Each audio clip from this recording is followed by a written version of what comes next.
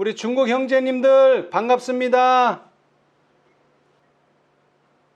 제가 직접 가서 뵙지는 못하는데 이렇게 인터넷으로 만나 뵙게 돼서 너무나 반갑습니다.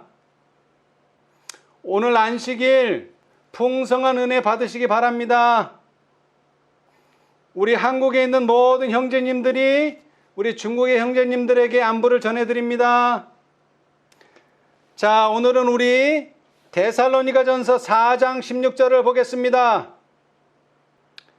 주께서 호령과 천사장의 소리와 하나님의 나팔로 치니 하늘로 조차 강림하시리니 그리스도 안에서 죽은 자들이 먼저 일어나고, 이 성경절에 보면 하늘로 조차 강림하시리니 라고 했습니다. 이것은 재림을 말하는 것입니다. 예수님께서 땅에 오신 때도 있었습니다. 그것은 초림입니다. 그런데 재림은 하늘로 조차 오십니다. 사도행전 1장 11절을 보겠습니다. 가로되 갈릴리 사람들아 어찌하여 서서 하늘을 쳐다보느냐, 너희 가운데서 하늘로 올리우신 이 예수는 하늘로 가심을 본 그대로 오시리라 하였느니라. 예, 하늘로 가심을 본 그대로 오시는 것이 재림입니다. 데살로니가전서 4장 17절을 보겠습니다. 그 후에 우리 살아남은 자도 저희와 함께 구름 속으로 끌어올려 공중에서 주를 영접하게 하시리니 그리하여 우리가 항상 주와 함께 있으리라.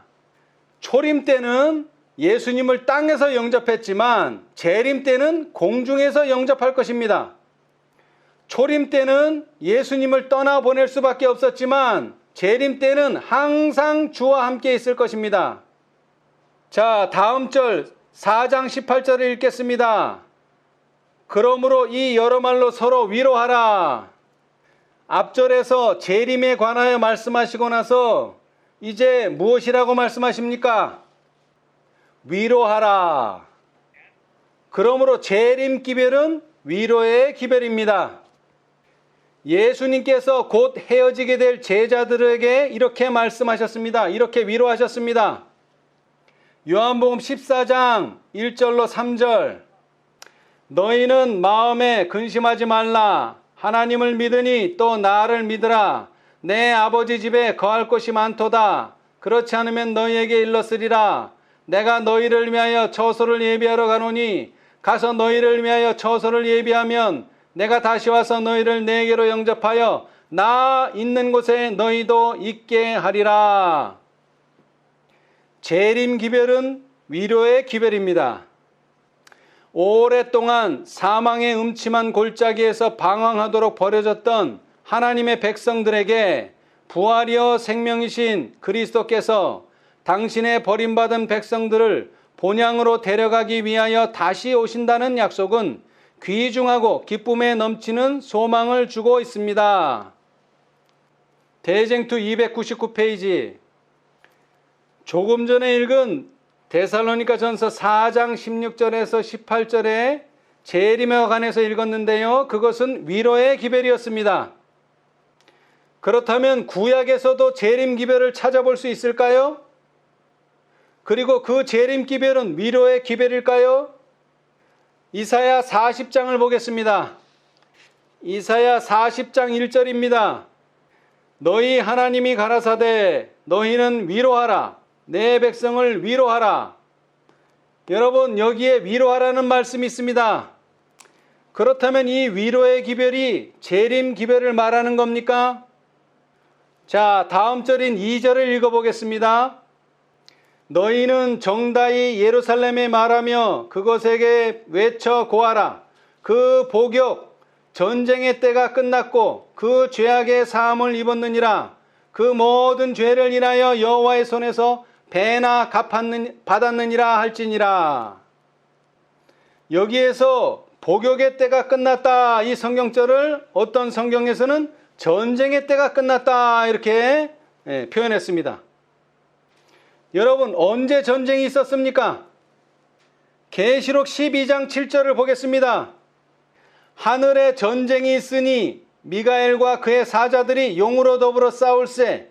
용과 그의 사자들도 싸우나. 하늘에서 전쟁이 벌어졌습니다. 누가 누구와 싸우는 전쟁입니까? 미가엘과 그의 사자들이 용으로 더불어 싸울세. 처음에는 미가엘의 신 예수님과 그의 사자들이 용인 사단과 싸웠습니다. 그리고 나중에는 용과 그의 사자들도 싸우나 나중에는 사단을 동조하는 천사들과도 싸우게 됩니다. 이것이 바로 우주에서 벌어진 첫 번째 전쟁입니다.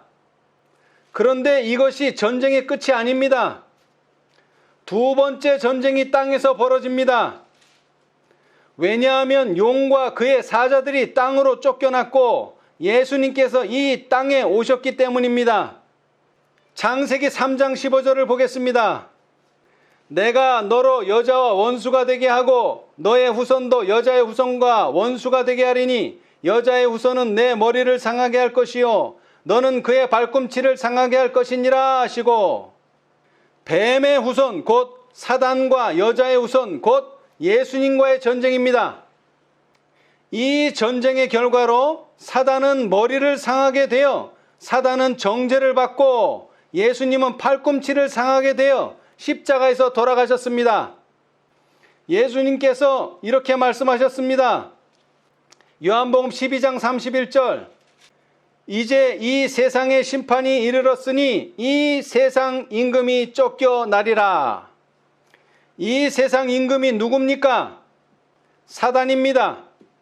예수님께서는 사단과의 정쟁에서 승리하셔서 이 세상 임금인 사단이 쫓겨났습니다. 예수님께서 십자가에서 뱀의 머리를 부수심으로 이 세상 임금인 사단이 쫓겨났습니다. 이것은 예수님께서 초림하셔서 성취하셨습니다. 그러나 전쟁은 아직 끝나지 않았습니다. 마지막 전쟁, 세 번째 전쟁이 아직 남아 있습니다. 계시록 12장 17절을 보겠습니다.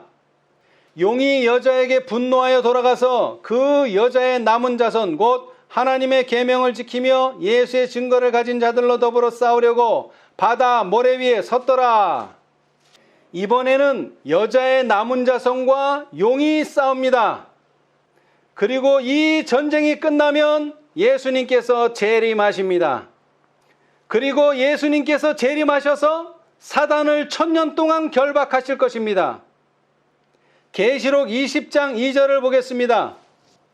용을 잡으니 곧 옛 뱀이요 마귀요 사단이라 잡아 1000년 동안 결박하여 오랫동안 계속하여 온 악의 통치가 그때에 깨어질 것입니다. 이렇게 되면 이사야 40장 2절에서 말한 그 복역 전쟁의 때가 끝나게 됩니다. 이제 모든 전쟁이 끝나고 이 우주에 다시 평화가 찾아옵니다. 그때에 오랫동안 기다리던 평화로운 메시아의 나라가 온 우주 앞에 세워질 것입니다. 계시록 11장 15절을 보겠습니다.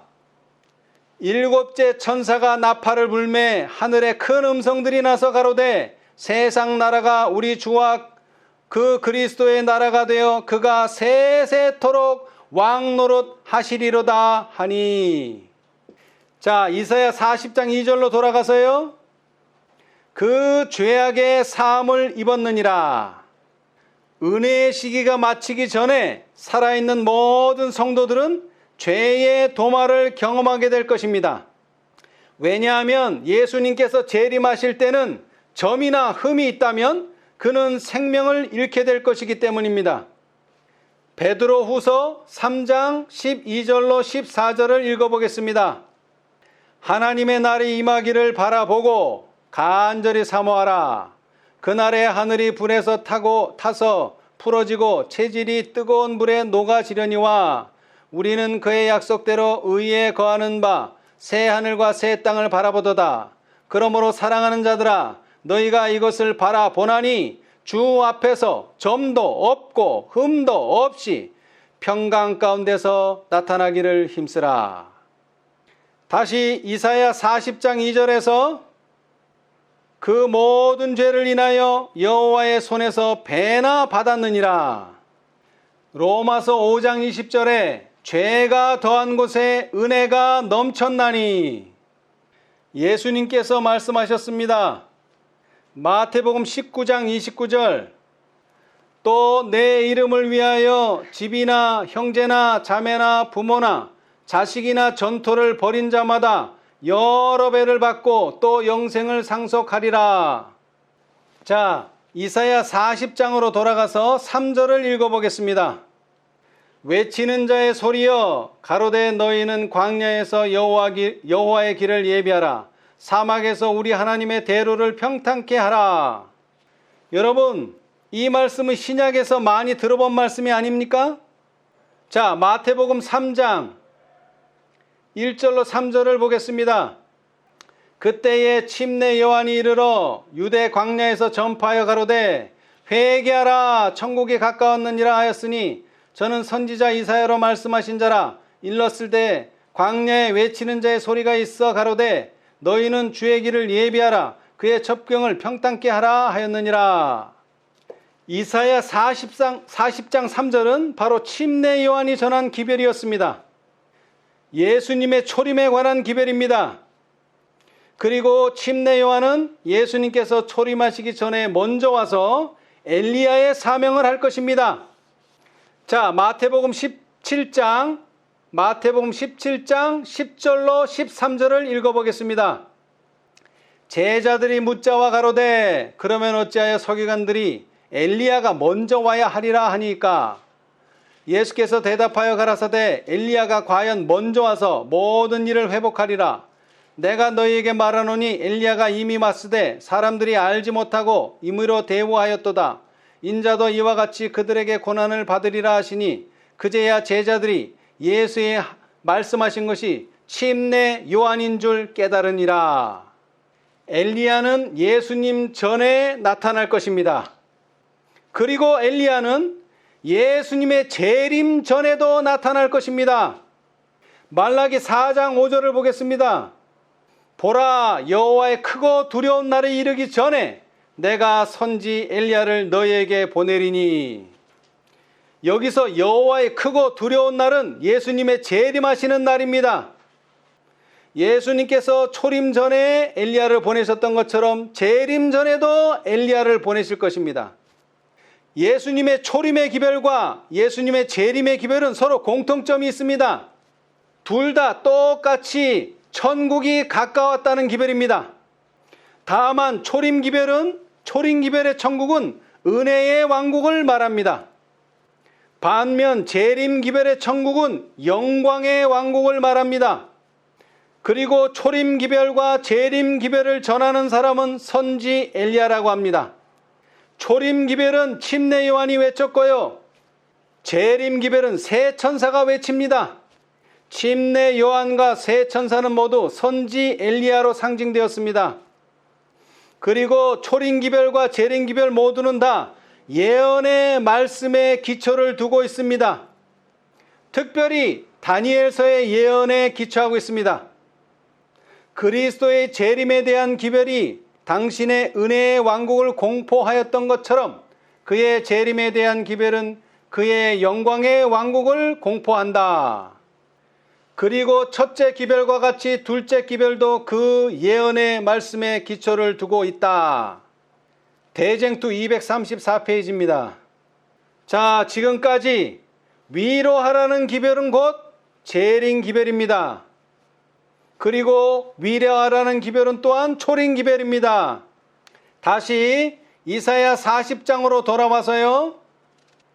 이사야 40장 4절로 11절 골짜기마다 도두어지며 산마다 작은 산마다 낮아지며 고르지 않은 곳이 평탄케 되며 험한 곳이 평지가 될 것이요 여호와의 영광이 나타나고 모든 육체가 그것을 함께 보리라. 대저 여호와의 입이 말씀하셨느니라. 말하는 자의 소리여 가로되 외치라. 대답하되 내가 무엇이라 외치리이까. 가로되 모든 육체는 풀이요 그 모든 아름다움은 들의 꽃 같으니 풀은 마르고 꽃은 시들면 여호와의 기운이 그 위에 불미라. 이 백성은 실로 풀이로다. 풀은 마르고 꽃은 시드나 우리 하나님의 말씀은 영영이 서리라 하라. 아름다운 소식을 시온에 전하는 자여 너는 높은 산에 오르라. 아름다운 소식을 예루살렘에 전하는 자여 너는 힘써 소리를 높이라. 두려워 말고 소리를 높여 유다의 성읍들에 이르기를 너희 하나님을 보라 하라. 보라, 주 여호와께서 장차 강한 자로 임하실 것이요 친히 그 팔로 다스릴 것이라. 보라, 상급이 그에게 있고 보응이 그 앞에 있으며 그는 목자같이 양무리를 먹이시며 어린 양을 그 팔로 모아 품에 안으시며 젖먹이는 암것들을 온순히 인도하시리로다. 재림 기별은 위로의 기별입니다. 그리고 동시에 아름다운 소식입니다. 이사야 40장 9절을 다시 읽어보겠습니다. 아름다운 소식을 시온에 전하는 자여 너는 높은 산에 오르라. 아름다운 소식을 예루살렘에 전하는 자여 너는 힘써 소리를 높이라. 두려워 말고 소리를 높여 유다의 성읍들에 이르기를 너희 하나님을 보라 하라. 자, 재림 기별이 왜 아름다운 소식입니까? 자, 이사야 40장 2절을 읽었습니다. 복역의 때가, 전쟁의 때가 끝났고 그 죄악의 사함을 입었느니라. 그 모든 죄를 인하여 여호와의 손에서 배나 받았느니라. 이렇게 되려면 예수님께서 오셔야 됩니다. 전쟁도 끝내주시고 모든 죄악도 사해주시고 여호와의 손에서 배나 받게 해주시니까 얼마나 아름다운 소식입니까? 아름다운 소식을 전하는 자가 뭐라고 말을 합니까? 너희 하나님을 보라. 어떤 하나님을 보라는 것입니까? 전쟁의 때를 끝나게 해주신 하나님 예수 그리스도를 보라. 그리고 우리 죄악을 사해 주신 하나님 예수 그리스도를 보라. 그리고 모든 죄를 인하여 여호와의 손에서 배나 받게 해주신 하나님 예수 그리스도를 보라. 아름다운 소식이지 않습니까? 그렇게 해주실 예수 그리스도가 곧 오십니다. 여러분, 위로와 아름다운 소식이 되는 재림 기별을 받게 되시기를 바랍니다. 그리고 위로와 아름다운 소식이 되는 재림 기별을 전하게 되시기를 바랍니다. 감사합니다.